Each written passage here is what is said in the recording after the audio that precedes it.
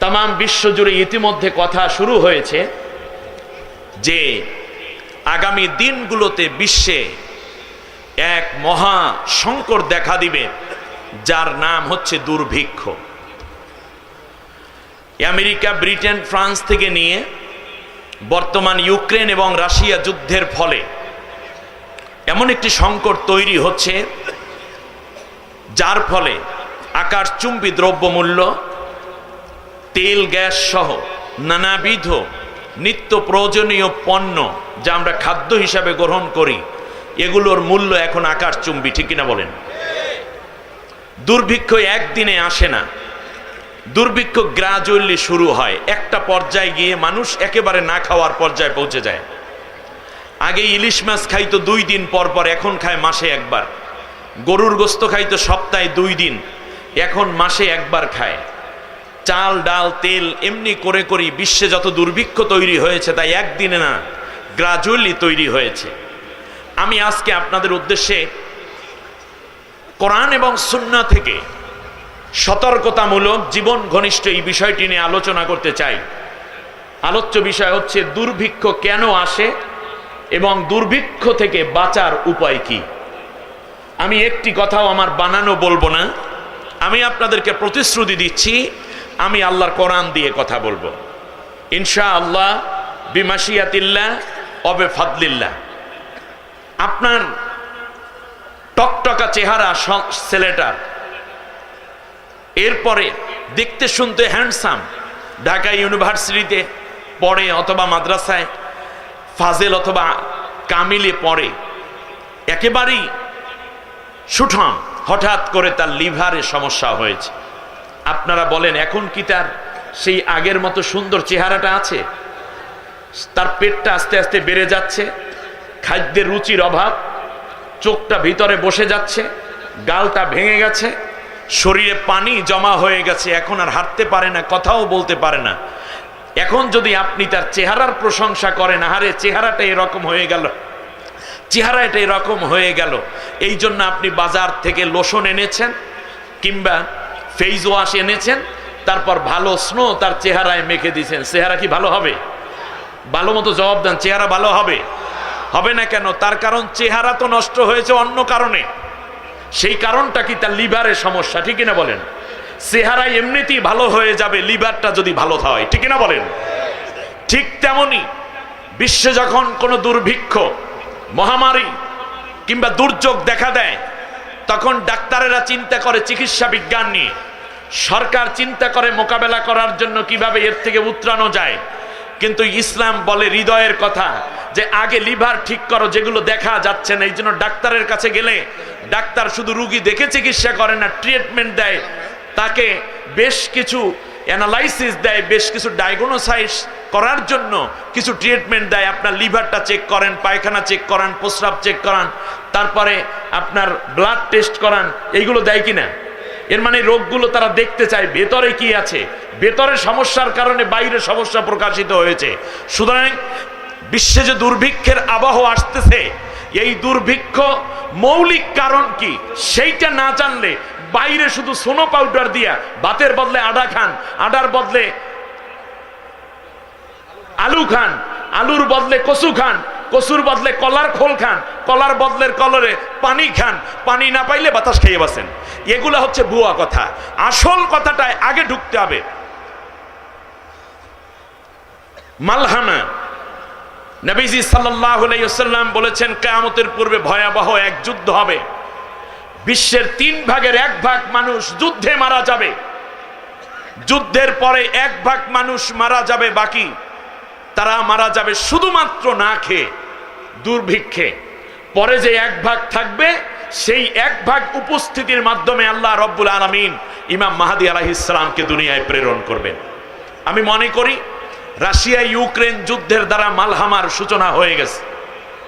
ইতিমধ্যে বিভিন্ন রাষ্ট্র, শ্রীলঙ্কা থেকে সোমালিয়া পর্যন্ত বিভিন্ন ক্ষুদ্র ক্ষুদ্র রাষ্ট্রগুলো দারিদ্রতা এবং দুর্ভিক্ষ কবলিত হয়ে পড়েছে। এর পাশাপাশি সিরিয়া, আফগানিস্তান থেকে নিয়ে মিশর হয়ে ফিলিস্তিন পর্যন্ত তারাও দুর্ভিক্ষের মহা আশঙ্কের মধ্যে পড়ে আছে। বাংলাদেশের প্রধানমন্ত্রী, তিনিও একটি সতর্ক সংকেত ইতিমধ্যে দিয়েছেন যে 2023 সালে বাংলাদেশে দুর্ভিক্ষের আশঙ্কা আছে। অতএব দেশের প্রধানমন্ত্রী যখন কথা বলেন তখন আমার আপনার কথা না, এটা জাতীয় কথা। এবার আমরা জানার চেষ্টা করব দুর্ভিক্ষ কেন হয়, কার কারণে, কাদের কারণে, কোন কারণে দুর্ভিক্ষ হয়। আমি আগেই ওয়াদা করেছি সব কথাগুলো আমি বলবো কোরআন এবং হাদিস থেকে, ইনশাআল্লাহ বলেন। আমিও বললাম ইনশাআল্লাহ, রব্বানা লা ইলমা লানা ইল্লা মা আল্লামতানা ইন্নাকা আনতাল আলিমুল হাকিম রব্বি জিদনি ইলমা। কিন্তু একটা প্রশ্ন আপনাদের কাছে, আমি সরাসরি কোরআন থেকেই কথা বলছি, কিন্তু সমস্যা হতে পারে দুই এক জায়গায়, আগেই ভাঙ্গাইয়া নেই, কারণ আমি সোজা মানুষ, সোজা সোজা কথা পছন্দ করি। কথা বলবো কোরআন থেকে, কিন্তু আপনি চলেন একরকম, কোরআনে বলছে আর এক রকম। এখন আপনি কি কোরআন বাদ দেবেন না আপনার চলন বাদ দেবেন?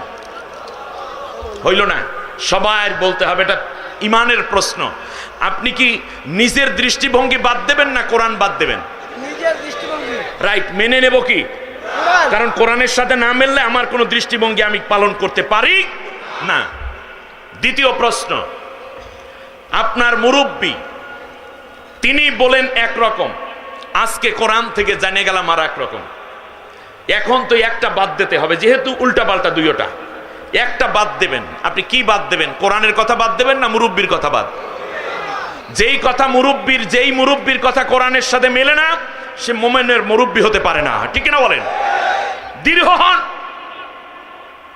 ইমানটাকে শক্ত করুন। তৃতীয় কোশ্চেন, আপনার পীর তিনি বলেন একরকম, সবক দিয়েছেন একরকম, আর আল্লাহ কোরআনে বলেছেন আর এক রকম। এখন তো একটা বাদ দিতে হবে, সেক্ষেত্রে আপনারা কি বাদ দেবেন? কোরআন বাদ দেবেন না পীর বাদ দেবেন? দাঁড়ানো ভাইরা জোরে একটু বলেন তো, কি বাদ যাবে? পীর বাদ যাবে। যেই পীরের কথা কোরআনের সাথে মেলে না, এটা একটা ভণ্ড, পীর হওয়ার ন্যূনতম যোগ্যতা তার নয়। শেষ এবং চূড়ান্ত কোশ্চেন, কোরআনের মধ্যে আল্লাহ তাআলা বলেছেন একরকম, কিন্তু আপনার নেতা, আপনার নেত্রী বলে আর এক রকম। আপনি সেই দল করেন, সেই নেতা নেত্রীর পেছনে দৌড়ান, কিন্তু আজকে কোরআনে জানলেন, কোরআনে আল্লাহ বলেছেন এরকম।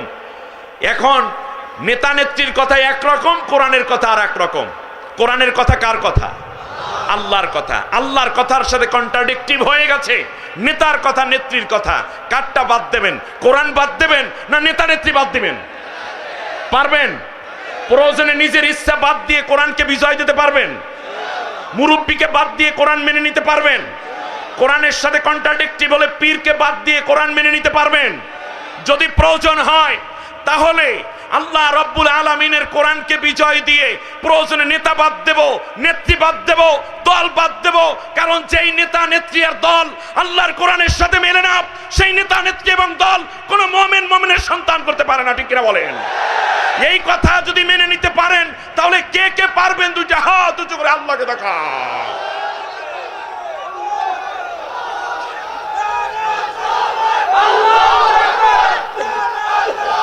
আল্লাহ কবুল করুন, বলেন আমিন। আল্লাহ তুমি আমাদেরকে মাফ করে দাও, আমাদেরকে কবুল করে নাও, বলেন আমিন। কথা ক্লিয়ার। আল্লাহ রাব্বুল আলামিন বলেন, শোনো, সূরার নাম সূরা বাকারা। কোন সূরা? প্রত্যেকটা রেফারেন্স আমি কোরআন সুন্নাহ থেকে দেওয়ার চেষ্টা করব ইনশাআল্লাহ। সূরার নাম সূরা বাকারা, আয়াত নম্বর 61। আল্লাহ রাব্বুল আলামিন বলেন, দুর্ভিক্ষ কেন আসে শোনো। وضربت عليهم الذلة والمسكنة وباءوا بغضب من الله ذلك بأنهم كانوا يكفرون بآيات الله ويقتلون النبيين بغير الحق। দুই কারণে একটি জাতির উপরে লাঞ্ছনা, অপমান, নির্যাতন, নিষ্পেষণ, বিজাতীয় হস্তক্ষেপ, লুটপাট চলে আসে যখন ওই জাতির মধ্যে দুইটা রোগ দেখা দেয়। এক নম্বর হচ্ছে যখন তারা কোরআনের আয়াতগুলোকে অস্বীকার করা শুরু করে দেয়। আমরা কি কোরআনের আয়াত মেনে নিয়েছি? আমরা বলছি মুখে মুখে কোরআনের আয়াত মানি, কিন্তু আয়াতের যে হুকুম আহকাম আছে সেগুলো কি আমরা মানি? আমার দেশের সেক্রেটারিয়েট কি আল্লাহর কোরআন দিয়ে চলে? সংসদ আল্লাহর কোরআন দিয়ে চলে? ব্যবসা আল্লাহর কোরআন দিয়ে চলে? একটু আগে এমপি মহোদয় কি চমৎকার করে বলে গেলেন যে মালে ভেজাল মিশানো, মাল মাপে কম দেয়, এইগুলো ব্যবসায়ীরা করে, এই জন্য বাজার হচ্ছে নিকৃষ্ট জায়গা। কিন্তু আমার দেশে সিন্ডিকেট করে দ্রব্যমূল্য কৃত্রিমভাবে বৃদ্ধি করে সাধারণ মানুষকে কষ্ট দেয়া হয় কিনা? এইটা কি ইসলামে আছে? মাপে কম দেয়া, মালে ভেজাল মেশানো ইসলামে আছে? নাই। আমার দেশের ব্যাংক কি আল্লাহর কোরআন অনুযায়ী চলে? চলেন। আমার দেশের শিক্ষা ব্যবস্থা, অর্থনীতি, পররাষ্ট্রনীতি, স্বরাষ্ট্রনীতি, বিচার আচার কোনোটা কি আল্লাহর কোরআন দিয়ে আছে? নাই। এই কারণে তোমাদের উপর দারিদ্রতা আসবে। মাসকানা মানে কি? মাসকানা মানেই হচ্ছে দারিদ্রতা এবং দুর্ভিক্ষ তোমাদের উপরে চাপাবে। কোরআনের এই আয়াত না মানার কারণে অশান্তিটা কিভাবে আসবে আল্লাহ কোরআনের সূরা বানী ইসরাঈলের 176 নম্বর আয়াত থেকে এই কথাগুলো আবার ভিন্নভাবে বলেছেন। ওয়ামান আরাদা আন যিকরি فإن له معيشة ضنكا ونحشره يوم القيامة أعمى। এখানে আল্লাহ আবার বলছেন, যদি আমার কোরআন থেকে কেউ ঘাড় ফিরিয়ে অন্যদিকে চলে যাও, তাহলে আমি আল্লাহ তাদের পারিবারিক জীবন, সামাজিক জীবনে অশান্তি এবং হাজারো টেনশন পেরেশানি দিয়ে ভরপুর করে রাখবো। কোনো শান্তি পাবে না, এবং কিয়ামতের দিন তাদেরকে অন্ধ করে আমার সামনে হাজির করব। আমার ভাইয়েরা খেয়াল করুন, আল্লাহ তাআলা বললেন, যারাই আমার কোরআনকে অস্বীকার করবে দুনিয়ার বুকে আমি তাদেরকে এই রকম অশান্তি শুধু দেব না, বরং কিয়ামতের ময়দানে আমি আল্লাহ রব্বুল আলামিন তাদেরকে অন্ধ বানাইয়া আমার সামনে হাজির করব। মান কানা ফি হাদিহি আ'মা ফাহুয়া ফিল আখিরাতি আ'মা ওয়া আদাল্লু সাবিলা। কোরআন থেকে যে অন্ধ, পরকালে সে অন্ধই হয়ে যাবে। আল্লাহ রাব্বুল আলামিন আবার বললেন, আনতা হাবাতা আমালুহুম হাল ইউজজাউনা ইল্লা মা কানু ইয়ামালুন। সূরার নাম সূরা আরাফ, আয়াত নম্বর ৭৪। আল্লাহ রাব্বুল আলামিন বলেন, যারা আমার কোরআন থেকে দূরে চলে যাবে, আমি আল্লাহ রাব্বুল আলামিন কিয়ামতের ময়দানে তার কোনো আমল দেখার সময় নেব না, বরং আমি তার জীবনের সব আমল বাদ করে দেব। আমি আল্লাহ কারণ এক বাদ দিয়া দিলে কে আছে তাকে সওয়াব দিবে? কেউ আছে? আল্লাহ তাআলা সূরা কাহাফের 105 নম্বর আয়াতের মধ্যে আরো স্পষ্ট করে বললেন, ফালা নুকিমু লাহুম ইয়াউমাল কিয়ামাতি ওয়াজনা। আমি আল্লাহ কিয়ামতের ময়দানে এই কোরআনহীন মানুষগুলোর কোনো আমল মিজানের পাল্লায় উঠাইয়া মাপামাপিও করব না। আল্লাহ রাব্বুল আলামিন আবার বললেন, দুনিয়ায় যারা কোরআন দিয়ে তাদের জীবনটাকে চালায় নাই, দুনিয়ায় শুধু দারিদ্রতা আসবে, অপমান আসবে, এটাই শুধু নয়, বরং কিয়ামতের ময়দানে আমার নবী ওই মানুষগুলার বিরুদ্ধে আমি আল্লাহর কাছে বাদী হয়ে উম্মতের বিরুদ্ধে মামলা দায়ের করে দিবে। ঠান্ডা মাথায় কথাগুলো শুনুন। আল্লাহ রাব্বুল আলামিন সূরা ফুরকানের 30 নম্বর আয়াতের মধ্যে কি চমৎকার করে স্পষ্ট জানিয়ে দিলেন, ওয়াকালার রাসূলু ইয়া রাব্বি ইন্না কওমি ইত্তাখাযু হাযাল কুরআনা মাহজুরা। আল্লাহ তাআলা, এ হচ্ছে আমার সেই উম্মত। সে উম্মত পুলিশ হতে পারে, র্যাব হতে পারে, গোয়েন্দা হতে পারে, ডিবি ডিএসবি হতে পারে, তিনি এমপি, মন্ত্রী, মেম্বার, চেয়ারম্যান, প্রধানমন্ত্রী, প্রেসিডেন্ট, কৃষক, শ্রমিক, ব্যবসায়ী, যাই হোক না কেন, আল্লাহর কোরআনের বাইরে যার জীবন, আল্লাহর নবী তার বিরুদ্ধে মামলা দায়ের করে দিবেন। আপনি আজকে কোরআনের কথা বললে না বুঝে কোরআনের দায়ী ইলাল্লাহ যারা, তাদের বিরুদ্ধে আপনি মামলা করেন। আপনি মামলা করছেন কার বিরুদ্ধে? এই কোরআনের কথা আপনারও বলা উচিত ছিল। আপনি তো বলেন না, যারা বলে তাদেরকে পেট্রোনাইজ করা দরকার যে কোরআন থেকে কথা বলুন। তা না করে হক কথা বললে আপনার বিরুদ্ধে চলে গেলে মিথ্যা মামলা দিয়ে তারা জেলে ঢুকাই দেন। এই চিন্তা মানসিকতা বাদ দিতে হবে। বরং যারা কোরআনের কথা বলে তাদেরকে অভয় দিয়ে বলতে হবে, হুজুর কোরআনে যা আছে সব বলে দেন, কারণ কোরআন না জানলে তো আমরা জাহান্নামে চলে যাচ্ছি। নবীর মামলার আসামি, ওই মামলার মোকাবেলা করে জান্নাতে যাবেন কে আছেন? বীর পুরুষ দাঁড়ান তো দেখি।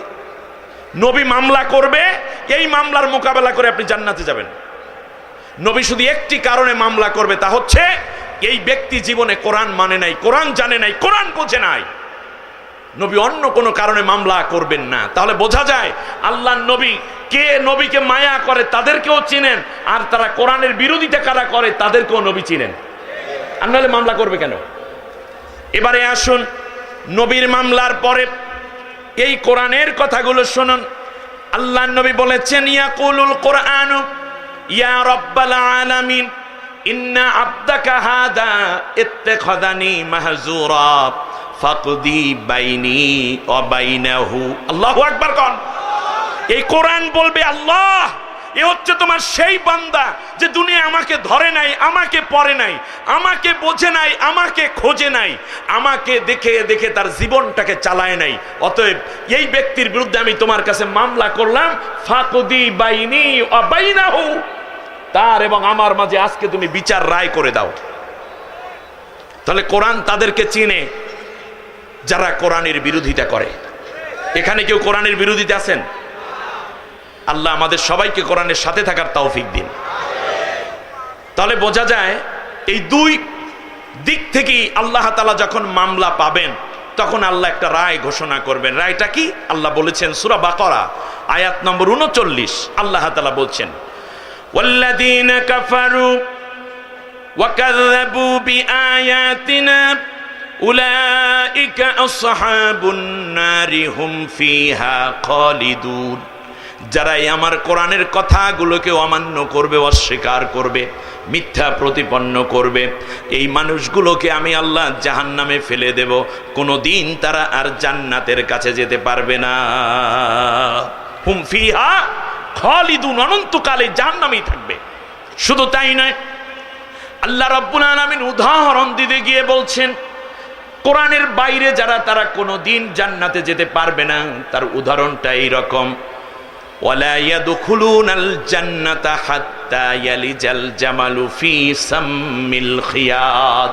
একটা সুইয়ের ছিদ্রি দিয়ে একটা উট প্রবেশ করা যেমন অসম্ভব, আমার কোরআনের সাথে যারা নাই সেই মানুষগুলো জান্নাতে যাওয়া তেমনই অসম্ভব।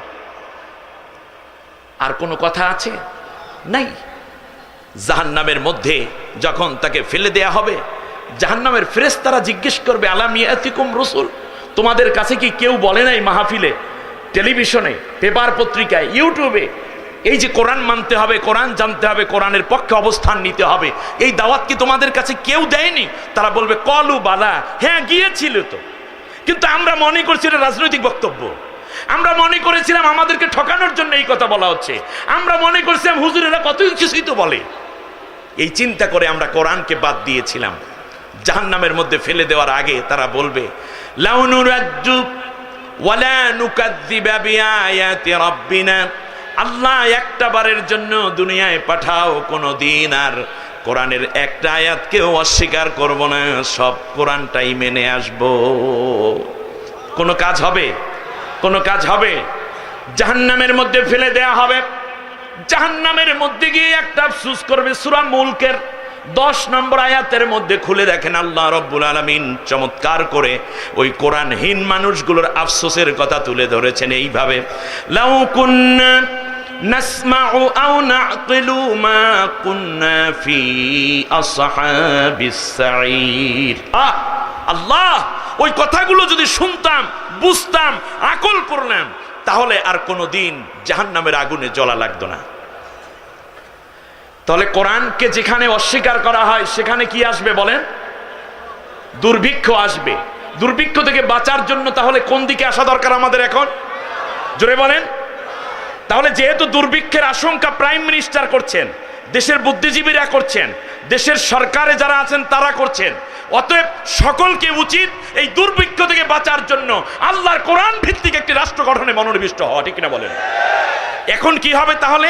সেই কথা আল্লাহ বলেছেন, যদি তোমরা কোরআনের দিকে ফিরে আসো আমি আল্লাহ তোমাদেরকে ওয়াদা দিচ্ছি, ওয়ালাউ আন্না আহলাল কুরআ আমানু ওয়াত্তাকাউ লাফাতাহনা আলাইহিম বারাকাতিম মিনাস সামাই ওয়াল আরদ।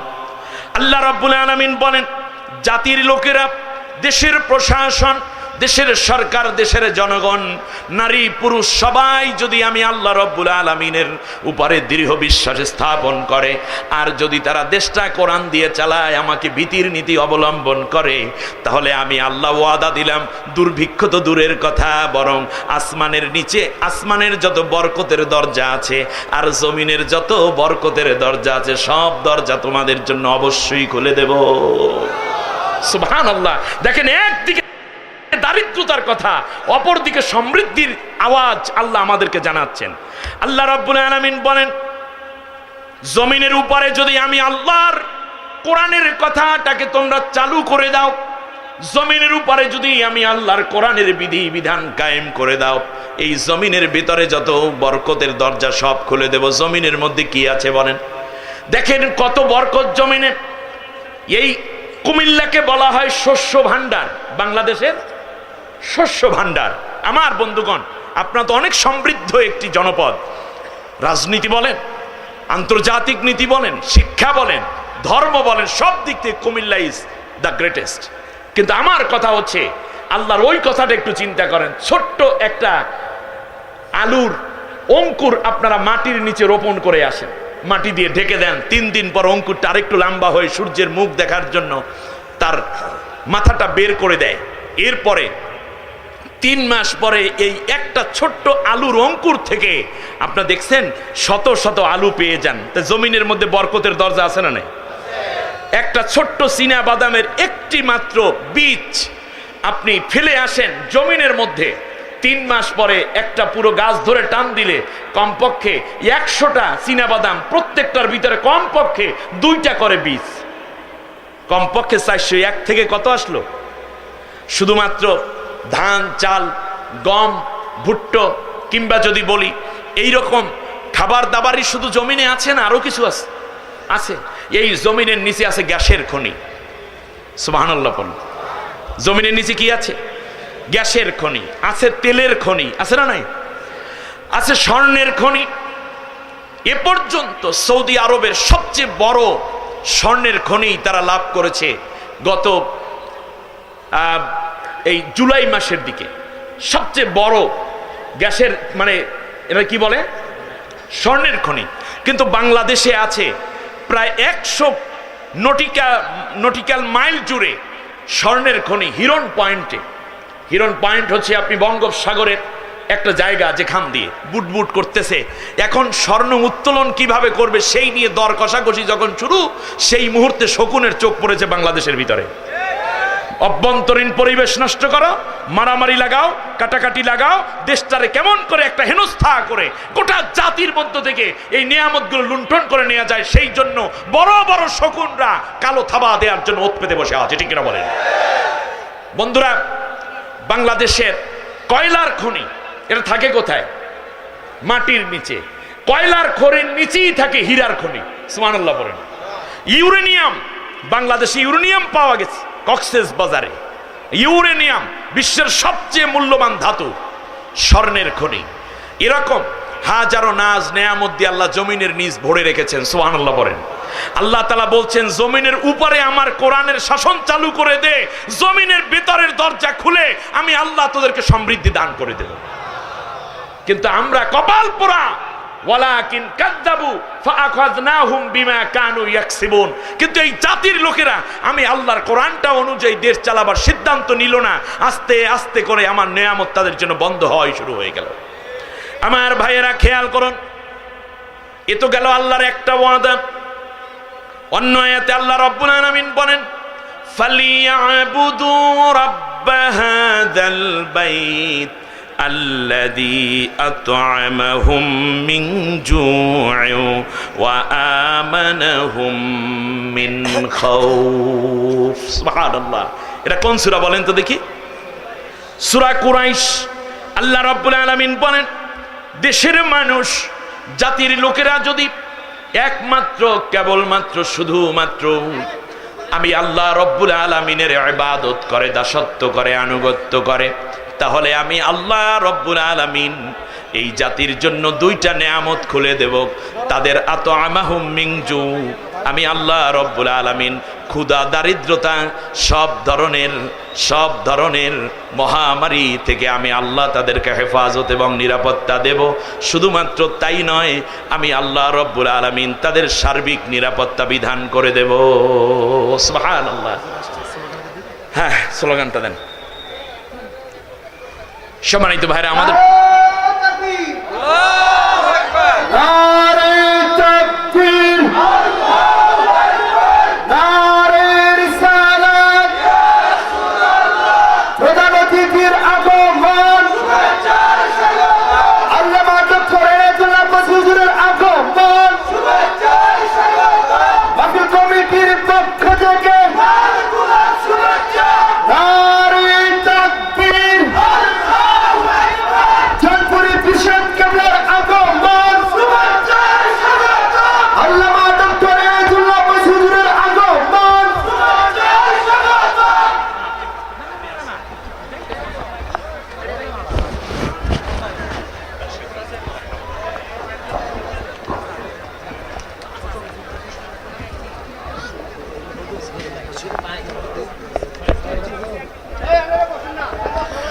সম্মানিত ভাইয়েরা, একটু তাড়াতাড়ি করেন।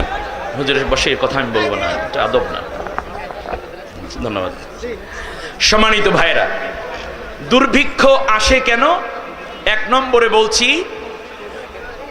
আল্লাহর কোরআনের বিধান না থাকা, ঠিক কিনা বলেন?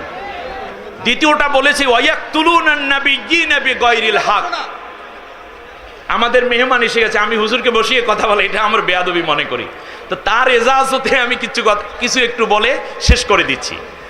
এটাই আদব। যিনি আমাদের মাথার তাজ, তিনি আসলে কথা না বলাটাই, এটাই বলা, না বলাটাই বলা।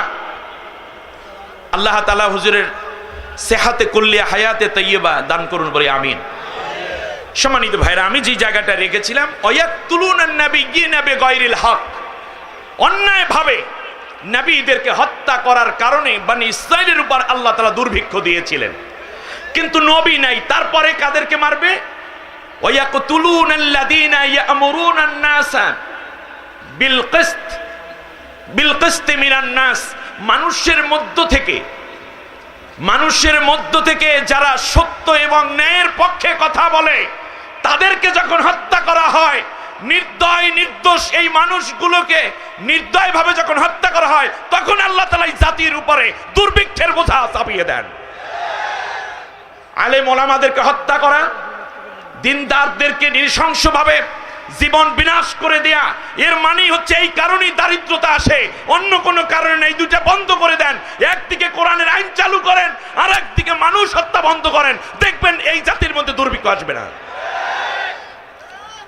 দ্বিতীয়, আজ থেকে নিয়ে প্রায় 5000 বছর আগে একজন নারী দেশ চালাতেন, নাম ছিল সাবা, রানীর নাম ছিল বিলকিস। সুলাইমান আলাইহিস সালামের চিঠি পাওয়ার পরে তিনি মুসলিম হবেন, তার আগে তিনি বললেন যে একটি সুশৃঙ্খল খাদ্য স্বয়ং সম্পূর্ণ একটি দেশও কিভাবে ধ্বংস হয়ে যায়, তিনি দুইটা কারণ বলেছেন। পলিটিক্যাল সায়েন্স এই দুইটা বিষয়কে কোট করেই মূলত রাষ্ট্রবিজ্ঞান এবং রাজনীতিবিদ্যা যা বলি সেটা তৈরি করেছেন। দেখুন আপনি কি চমৎকার এক নারী কথা বলছেন।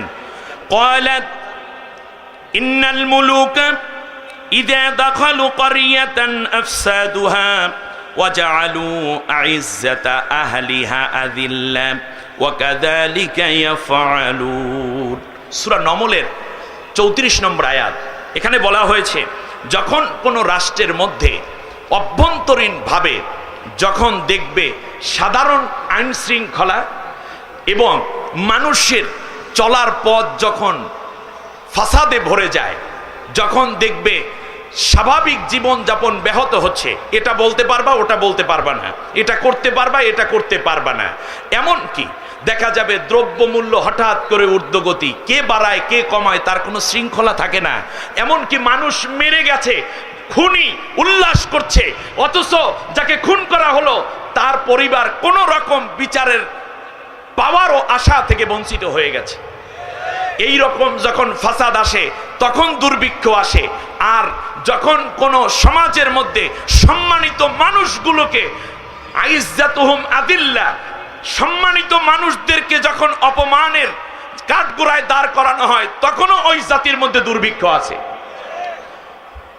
আজ সময় এসেছে চিন্তা করার। সরকার আসবে, সরকার যাবে, বক্তা আসবে, বক্তা যাবে, মাহফিল আসবে, মাহফিল যাবে, প্রশাসন আসবে, ট্রান্সফার হবে কিংবা রিটায়ারমেন্টে যাবে, কিন্তু একটি জাতি দুর্ভিক্ষের কবলে পড়ার যেই কারণ রানী বিলকিস বলেছিলেন সেই কারণগুলো আজ সমাজের মধ্যে আসলে এটা অপনোদন করা তাদেরই দায়িত্ব যারা এই কাজগুলোতে লিপ্ত হয়েছে। সম্মানিত মানুষ, যেই মানুষটার সাথে মুসাফা করার জন্য লক্ষ মানুষ দাঁড়িয়ে থাকে, আপনি নির্দোষভাবে সেই হাতের মধ্যে চোরের হাত করা পরাই দিলেন। যেই রশি পরার কথা ছিল ডাকাতের কোমরে সেইটা আলেমের কোমরে কেন? একাধিক খুনির পায়ের মধ্যে যে শিকল পরার কথা সেটা মুফাসসিরদের পায়ে কেন? আইজ্জাতুহুম আদিল্লাহ, সম্মানিত মানুষদেরকে যদি অপমানিত করা হয় সেই জাতির উপরে আল্লাহ রাব্বুল আলামিন দুর্ভিক্ষের বোঝা চাপিয়ে দেন। তৃতীয় কারণটা একটু বড়, সংক্ষেপে বলি। সেটা হচ্ছে দুর্ভিক্ষ আসার আগে বাদশা স্বপ্নে দেখতেছে 7টা দুর্বল গরু 7টা মোটা তাজা গরুকে খাচ্ছে। আল্লাহু আকবার বলেন। কি দেখলেন? দেখতেছেন যে ওয়াকালাল মালিকু ইন্নী আরা সাবআ বাকারাতিন সিমানি ইয়াকুলুহুন্না সাবউন ইযাফুন ওয়া সাবআ সুমবুলাতিন খুদরিন ওয়া উখরা ইয়াবিসাত। কি চমৎকার কথা!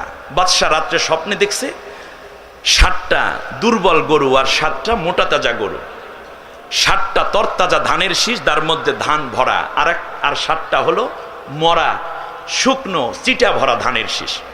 সকালবেলা ঘুম থেকে উঠে মন্ত্রীদেরকে বলতেছে, ইয়া আইয়ুহাল মালাউ আফতুনি ফি রুইয়া ইন কুনতুম লিররুইয়া তা'বুরুন, যে হে আমার মন্ত্রীরা বলো দেখি এই স্বপ্নের তাবির কি হবে। বোকা মন্ত্রীরা বলছে এটা তো কোনো স্বপ্নই না, আদগাসু আহলাম, এটা হচ্ছে নিষ্প্রয়োজন এবং আপনি অনেক উল্টাপাল্টা কল্পনা করেন তো মাঝে মাঝে, এই জন্যই স্বপ্ন দেখেন, এর স্বপ্নের কোনো বাস্তবতা নাই। কথা শুনে যেহেতু তিনি বাদশাহ, আমি কেন প্রাইম মিনিস্টারের কথা কোট করেছি, কারণ তিনি প্রেসিডেন্ট, একটি দেশ নিয়ে, প্রধানমন্ত্রী একটি দেশ নিয়ে তিনি ভাবেন, তার কথার মূল্য ভিন্ন। বাদশাহ স্বপ্নে দেখার পরপরই মন্ত্রীরা দিল উড়াইয়া কথা, এটা কোনো স্বপ্নই না।